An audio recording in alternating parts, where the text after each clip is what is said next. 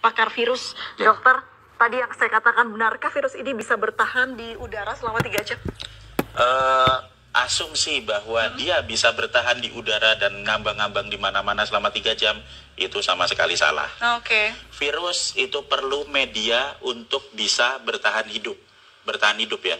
Karena virus itu tidak akan bisa memperbanyak diri di luar tubuh. Kalau masuk ke dalam tubuh, baru nanti bisa memperbanyak diri jadi banyak gitu. Kalau di luar dia tidak bisa, tapi dia perlu media. Nah, medianya yang paling cocok buat virus COVID-19 itu apa? Adalah di droplet. Droplet itu butiran-butiran air yang keluar pada saat ada seseorang yang terinfeksi, kemudian dia bersin dan menyembur.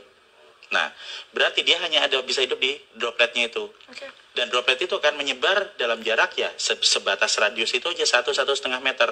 Kalau dia ada di 2 meter, ya dia tidak.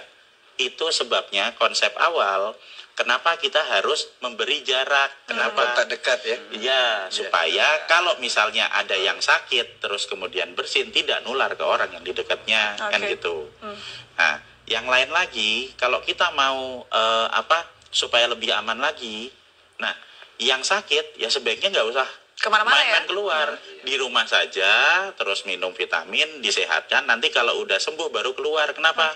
Supaya bisa meningkatkan kekebalannya di rumah dan juga tidak membahayakan orang lain. Baik, Ya. soal penularan virus ini, itu apa saja yang bisa ditularkan? Dalam arti, apakah kita ketika kena virus di tangan lalu memegang mata, hidung, atau rambut, begitu dok? Sekali lagi, virus selalu butuh media untuk bertahan hidup.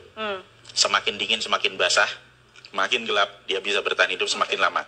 Di droplet, itu basah. Nah, kalau misalnya, katakanlah saya ada di dekat sini, kemudian saya bersin misalnya.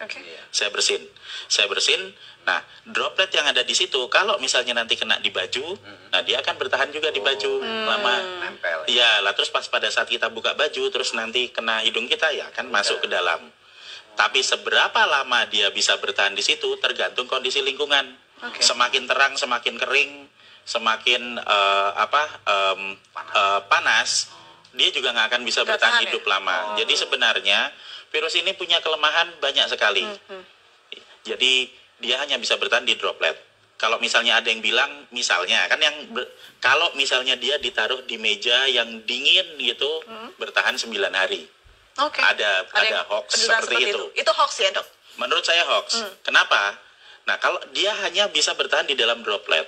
Di dalam droplet itu, kalau misalnya dia kondisinya tidak sesuai dengan dia dan terjadi penguapan, kan jadi kering, dia nggak bisa bertahan lama. Jadi droplet ini sesuatu yang cair begitu ya dok ya? Cair, iya. Itu loh, tetesan lendir atau cairan yang ada di situ. Dan kalau misalnya kita bersin di satu lokasi, atau di meja misalnya, kemudian kita langsung dibersihkan dengan desinfektan, dibersihkan dengan sabun, dibersihkan dengan pembersih lantai atau apa, itu dilap gitu, dalam waktu 3 menit sudah hancur.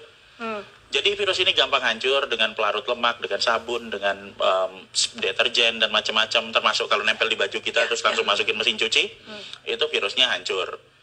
Kelemahannya seperti itu. Nah, kelebihannya nyebarnya cepat. Jadi sebenarnya kita bisa tahu kelemahan dan kekuatan virusnya dengan jelas supaya kita bisa ngatasi. Kita harus tahu dulu kalau kita mau bertempur, kita kan harus tahu dulu musuhnya. Kalau kita tidak tahu musuh kita apa, yang terjadi apa? Kita cuma ketakutan aja.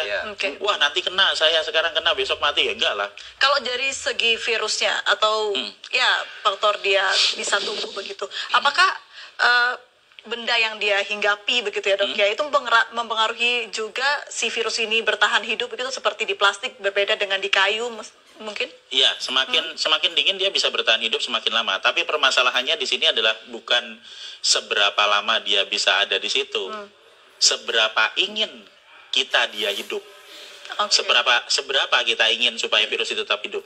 Kalau kita pengen virus itu cepat mati supaya nggak nular, ya kalau misalnya kita tahu mejanya kotor, ya dibersihin aja. Disemprot, dibersihin. Ada yang bersihin misalnya, ya cepat-cepat disemprot, dibersihin. Semakin kita diamkan paparan virus yang ada di situ, ya dia akan bertahan semakin lama. Tapi kalau misalnya kita bisa punya kesadaran sendiri untuk mulai dengan pola hidup bersih, setiap ada sebaran di situ ya kita semprot, bersih. Simple kok itu, nggak terlalu sulit, cuma diusap aja seperti itu. Nah, maka kita akan sangat membantu untuk mengurangi sebaran virus. Baik, itu juga berlaku untuk batuk begitu ya dok ya? Iya, betul.